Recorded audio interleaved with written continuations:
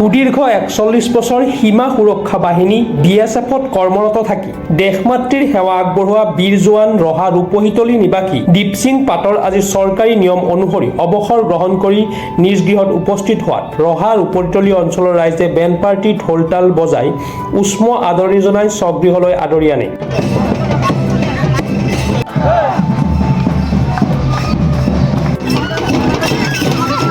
দেশমাতৃৰ সেৱা আগবঢ়াব পাই নিজকে ধন্য বুলি অভিহিত কৰে জোৱান দীপসিং পাটৰে।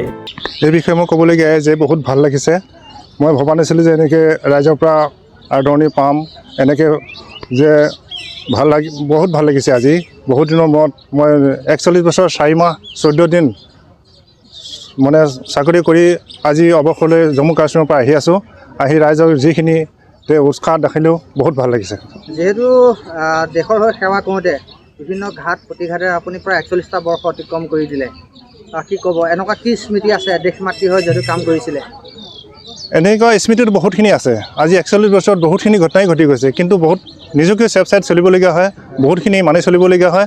নিজকে ছেফ ছাইড নচলিলে নিজৰে অসুবিধা হয়।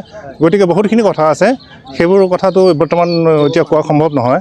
আজিৰ দিনটো সঁচাই আমি আমাৰ ৰূপহিতলী গাঁৱৰ কাৰণে এটা সৌভাগ্য দিন বুলিব পাৰি। বিগত আজি বহু বছৰ আমাৰ এই গাঁৱৰ সন্মানীয় জোৱান তেখেতে BSFত কৰ্মৰত হৈ আছিলে। আজি প্ৰায় ৪১ বছৰ ৪ মাহ ১৪ দিনৰ মূৰত তেখেতে চাকৰি সূত্ৰে কৰ্মজীৱন শেষ কৰি স্বগৃহলৈ আজি এজন ভাৰতৰ সৈনিক হিচাপে আমাৰ মাজলৈ গাঁৱলৈ ঘূৰি আহিছে। আমি তেখেতক উষ্ম আদৰণি জনাইছোঁ আৰু গাঁৱবাসীয়ে আজি খুব বহুত আনন্দ পাইছে আজি গাঁওখনত। কাৰণ গাঁওখনত আমাৰ এনেকুৱা এটা অনুষ্ঠান আজিলৈকে হোৱা নাই আৰু আজি অনুষ্ঠানটোৱে আমাৰ নৱপ্ৰজন্মকো ইয়াৰ পৰা অনুপ্ৰাণিত কৰিব। আজি দেখিছে আমাৰ নৱপ্ৰজন্মই, অঞ্চলে দেখিছে।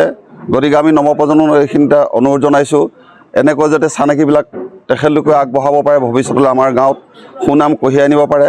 আজি দীপৰ সিং দাদাই যিখিনি আমাৰ গাঁৱলৈ সুনাম কঢ়িয়াই আনিছে, আজি অঞ্চলত আমি এটা খুব ধুনীয়া গৌৰৱ অনুভৱ কৰিছোঁ।